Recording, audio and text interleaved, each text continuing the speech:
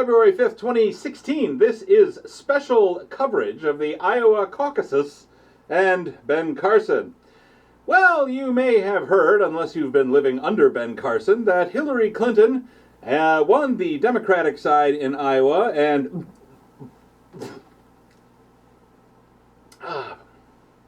Ted Cruz won on the GOP side. A lot has been made of whether the Democratic decision was made over a coin flip. And isn't that a lot of what politics is about? Making a series of more or less arbitrary decisions to arrive at a point where you have no idea how you got there? Which brings us to Iowa. I know of no one personally who has ever found themselves a resident of Iowa and upon reflection said, yes, this is Iowa. I have chosen to be here, and I would do so again. With that in mind, and considering that according to the U.S. Census Bureau, as of 2014, Iowa's population is 92% white alone, calling it the Iowa Caucasus is more like it. By now, it should come as no surprise to anyone with an internet connection or the ability to view any TV station that Ted Cruz won and Donald Trump is being a crybaby over losing. Shocking! Marco Rubio is still in the race, polling the same number of delegates as Trump and only one fewer than Cruz. Dr. Ben Carson managed to attract less than half as many delegates as Cruz, and he, ladies and gentlemen, was the Conan the Barbarian among the also-rans. Rand Paul only got half as many votes as Carson and a third as many delegates. He got the hint and has packed it in. So did Mike Huckabee and Rick Santorum, two of the last people I would expect to see glaring evidence and go, well, I guess that's reality. Jeb! Carly Fiorina and John Kasich all managed to pick up one delegate each. And see that as a sign that victory is right around the corner.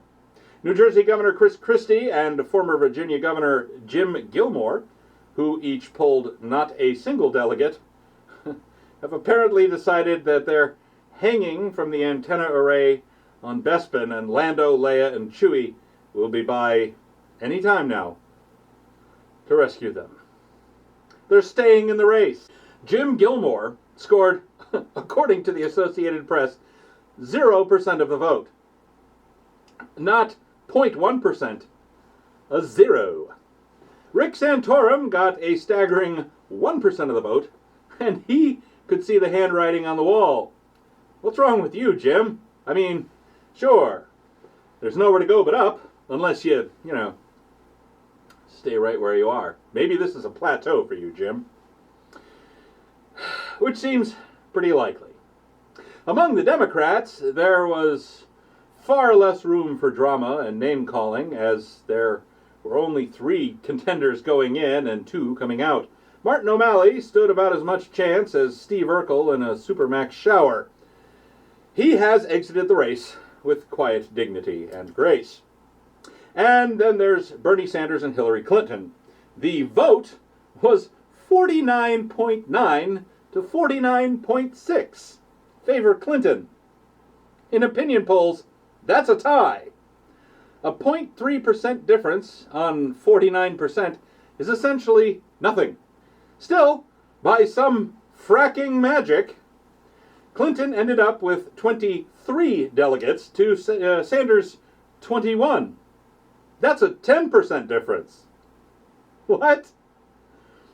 Apart from serving as an awkward first impression for the official staggering jag to the conventions, the Iowa caucus doesn't really match final election outcomes any better than chance. The processes for the 2 major parties are different, which is remarkably dumb, and they both combine the sensitivity to the will of the voters of the Electoral College with the grounding in reality of Groundhog Day.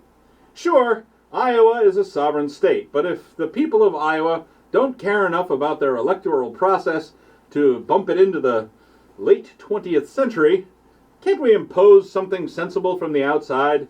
You know, some kind of one person, one vote thing.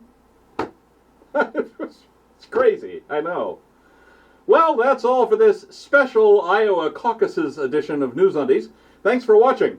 We'll be back next week with special coverage of the New Hampshire primary on Friday, February 12th, and a regular NewsUndies show on the 19th. Until next time, for all of us here at NewsUndies, I'm Paul Torville. After that, I might be working to find a more convoluted way to elect a president.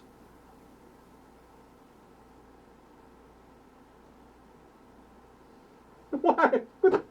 Who thought this stuff up? I mean, honestly.